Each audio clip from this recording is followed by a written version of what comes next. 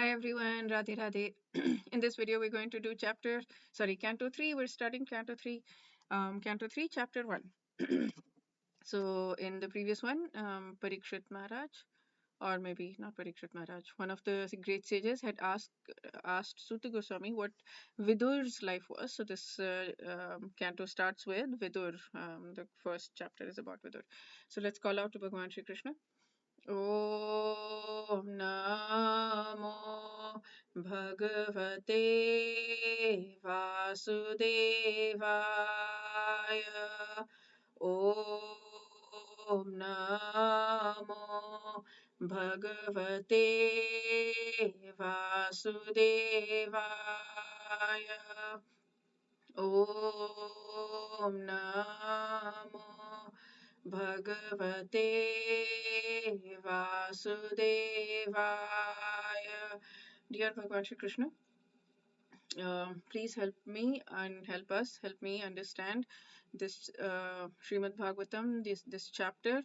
Please help me deepen my bhakti through the reading of this chapter. Please help me chant better through the reading of this chapter. Okay, so let's read.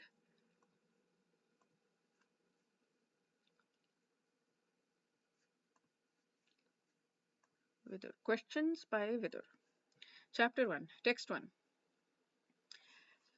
Shukadev Goswami said, after renouncing his prosperous home and entering the forest, King Vidur, the great devotee, asked this question of his grace Maitreya Rishi.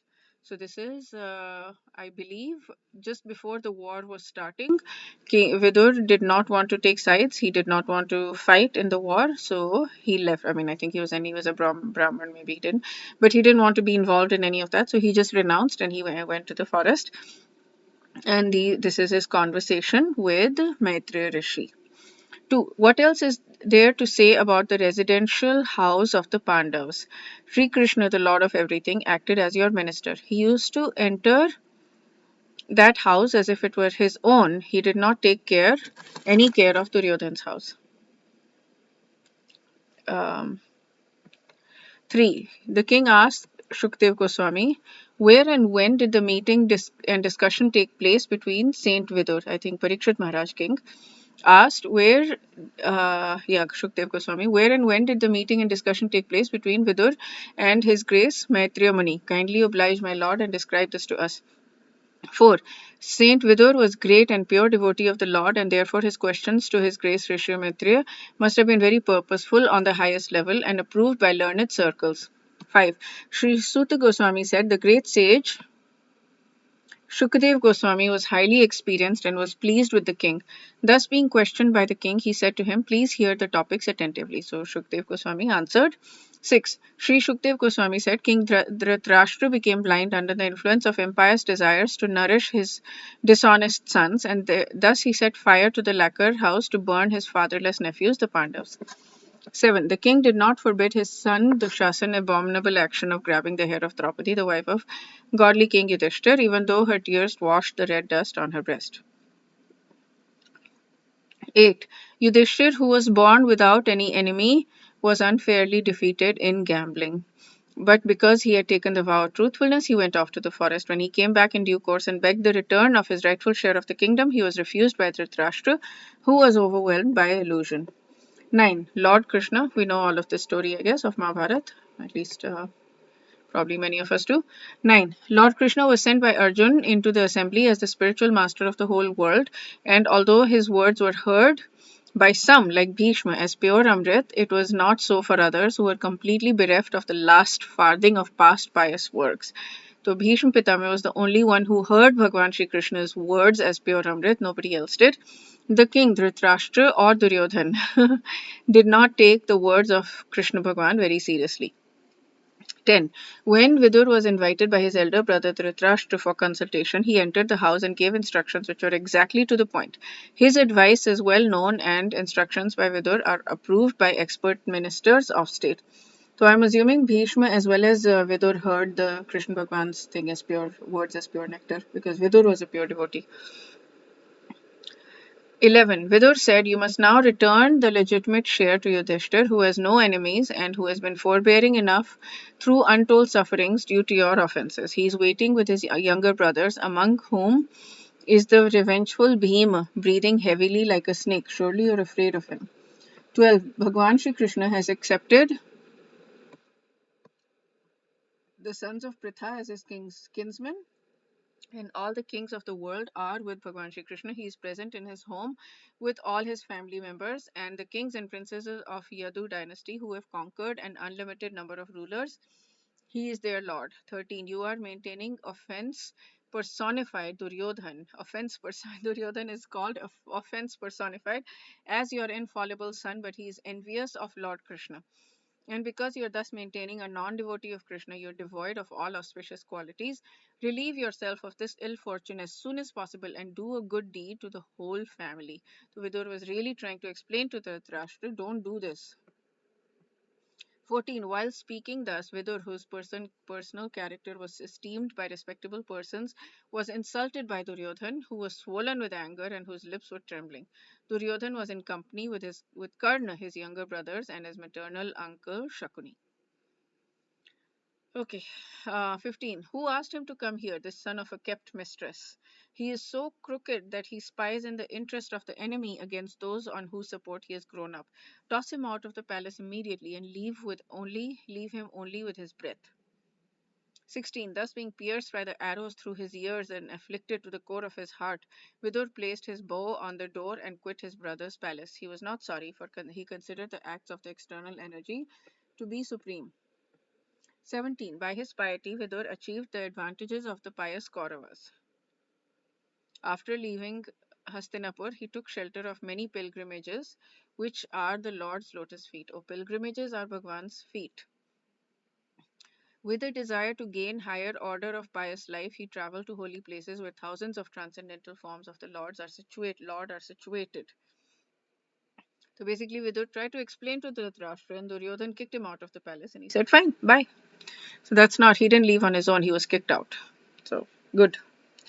18. He began to travel alone, thinking only of Krishna through various holy places like Ayodhya, Dwarka, and Mathura.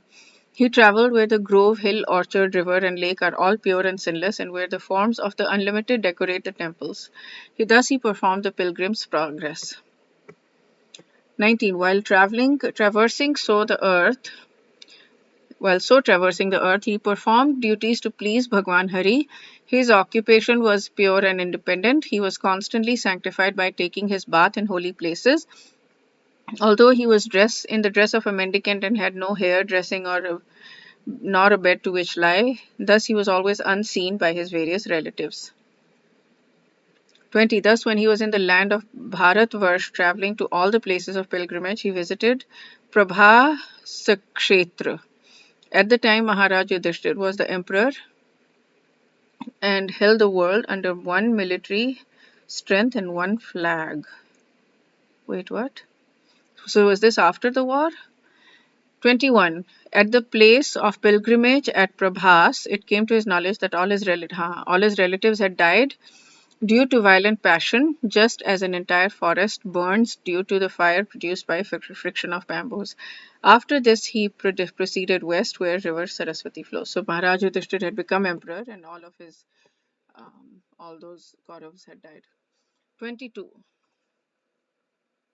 On the bank of river Saraswati, there were 11 places of pilgrimage, namely Trita, Ushan, Manu, Prithu, Agni, Asita, Vayu, Sudas, Go, Guha, and Shraddhadev. Vidur visited all of them and duly performed rituals. 23. There were also many other temples of various forms of Bhagwan Vishnu established by great sages and demigods. These temples were marked with the chief emblems of the Lord, and they reminded one always of the original Bhagwan Krishna. Thereafter, 24, he passed through very wealthy provinces like Surat, Sauvir, Matsya, and through western India known as Kurujangala. As at last he reached the bank of Yamuna, where he happened to meet Uddhava. Oh, he met Uddhava, the great devotee of Lord Krishna. Okay, wonderful. So, what is interesting to me is that even after he found out that the Pandavas had won the war, he did not go back and say, "Oh, congratulations" or whatever. He just continued on his pilgrimage. 25. Then, due to his great love and feeling, Vidur embraced him, Uddhava, who is a constant companion of Bhagwan Krishna and formerly a great student of Brihaspati's. Vidur then asked him for news of the family of Bhagwan Krishna. 26. Please tell me whether original Bhagwan who incarnated themselves at the request of Brahma, who is born out of the lotus flower from the Lord, and who have increased the propensity of the world by elevating everyone, are doing well in the house of Shurasena. 27. Please tell me whether the best friend of the Kurus, our brother-in-law Vasudev, is doing well. He is very munificent. He's like a father to his sisters. He's always pleasing to his wives. 28. Oh, Uddhava, please tell me how's Pradyumna, the commander-in-chief of the Yadus, who was Cupid in the former life. Rukmini bore him as her son from Bhagwan Krishna. Oh, Pradyumna was the son of Rukmini and Bhagwan Krishna, and by the grace of Brahmanas whom she pleased. He was Cupid. 29. Oh, my friend, tell me whether Ugrasen, the son king of Satvatas, Vrishnis, Bhojas, Dasharhas, is now doing well. He went far away from his kingdom, leaving aside all hope in his royal throne, but Bhagwan Krishna again installed him. 30. O gentle one, does Sambal fare well? He exactly resembles the son of Bhagwan. In a previous birth, he was born as Kartikeya in the womb of the wife of Lord Shiva. Oh, Kartikeya came as Samba. And now he has been born in the womb of Jambavati, the most enriched wife of Krishna. Wow. 31. O Uddhava, does Yuyudhan fare well? He learned the intricacies of the military art from Arjun and attained transcendental destination, which is very difficult to reach even for great renouncers. 32. Please tell me whether Akrura, the son of Swaphalka, is doing well. He is a faultless soul surrendered unto Bhagwan. He once lost his mental equilibrium due to his ecstasy of transcendental love and fell down on the dust of a road which was marked with the footprints of Bhagwan Krishna. Wow. So even when in Dwapar Yug, there were so many people. So I mean, not even just the demons like Kansa and Kansa's demons, but people like Duryodhan and Dhritarashtra and so many people who simply did not understand Krishna at all. I mean, the entire Sada, Sadgya, whatever, um, the king's palace, well, the court, did not see Krishna except Bhishma and Vidur and a few handful, one or two people. Nobody saw Krishna as Bhagwan. Nobody understood him. He's standing right in front of them and they're not seeing him. 33. As the Vedas are the reservoir of sacrificial purposes, so is the daughter of King Devaka. Devaka Bhoja conceived Bhagwan in her womb, as did the mother of demigods. Is she, Devaki, doing well? 34. May I inquire whether Aniruddha is doing well? He is the fulfiller of all desires of the pure devotees and has been considered from yore to be the cause of Rig Veda, the creator of the mind and the fourth plenary expansion of Vishnu. 35. O sober one, others such as Hridik, Charudeshna, Gada, and the son of Satyabhama, who accepted Bhagwan Krishna as the soul of the self and thus follow his path without deviation, are they well? All of the people he's mentioning, he's saying those who follow Krishna, those who give birth to Krishna, those who give birth to Krishna's son, like he's everything he's asking about people who Krishna is related with. 36. Also, let me inquire whether Maharaj Yudhishthir is now maintaining the kingdom according to religious principles and with respect for the path of religion. He's talking about religion. Formerly, Duryodhan was burning with envy because Yudhishthir was being protected by the arms of Krishna and Arjun as if they were his own arms. Oh. 37. Please tell me whether the unconquerable Bhim, who is like a cobra, has released his long cherished anger upon the sinners. The field of battle could not tolerate even the wonderful playing of his club when he stepped on the path. Bhim. 38. Please tell me whether Arjun, whose bow bears the name Gandiv and who's always famous amongst the chariot warriors for vanquishing his enemies, is doing well. He once satisfied Lord Shiva by covering him with arrows when Shiva came and as an identified false hunter. 39. Are the twin brothers who are protected by their brothers doing well? Just as the eye is always protected by the eyelid, they are protected by the sons of Pritha who snatched back their rightful kingdom from the hands of the enemy Duryodhan, just as Garud snatched nectar from the mouth of Indra, the thunderbolt carrier. 40. O my lord, is Pritha still living? She lived only for the sake of her fatherless children. Otherwise, it was impossible for her to live without King Pandu, who was the greatest commander and who alone conquered the four directions simply with the help of the second bow. That is, I think, what's her name? Pritha. Kunti Maharani. 41. O gentle one, I simply lament for him, Dhritarashtra, who rebelled against his brother after death. By him, that's Pandu. By him I was driven out of my own house, though I am his sincere well-wisher, because he accepted the line of action adopted by his own sons. 42. I am not astonished at this, having travelled all over the world without being seen by others. The activities of Bhagwan, which are like those of a man in this mortal world, are bewildering to others, but I know of his greatness by his grace, and thus I am happy in all respects. 43. Despite his being the Lord and always being willing to relieve distress of sufferers, he, Krishna, refrained from killing the Kurus, although they committed all sorts of sins, and although he saw other kings constantly agitating the earth by their strong military movements carried out under the dictation of three kinds of false pride. 44. The appearance of the Lord is manifested for the annihilation of the upstarts. His activities are transcendental and are enacted for the understanding of all persons. Otherwise, since the Lord is transcendental to all material modes, what purpose could he serve by coming to earth?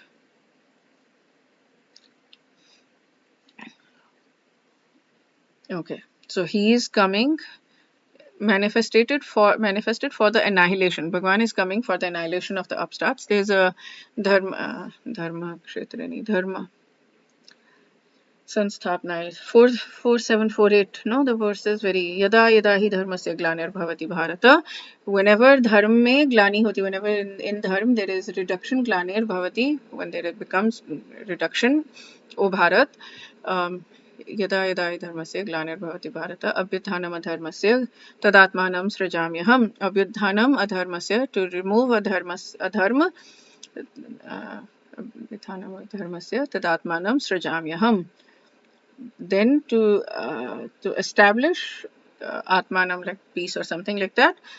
Paritranaya sadhunam, to be good to the sadhus. Vinashaya chadushkritam, to destroy the dushtu, bad people. Dharma samsthapna, to establish dharma. Sambhavami yoge, yeah, come again and again. This is Bhagavad Gita for that. Okay. 45. O my friend, please therefore chant the glories of the Lord, who is meant to be glorified in the places of pilgrimage. He is unborn, yet he appears by his causeless mercy upon the surrendered rulers of all parts of the universe. Only for their interest did he appear in the family of his unalloyed devotees of the Yadus. So he's saying, please chant the glories of the Lord, he's asking. I love this so much. Okay, so that's it for this verse. We'll do chapter 2, Canto 3, chapter 2 in the next video. Wish you a very, very beautiful day. Radhe Radhe.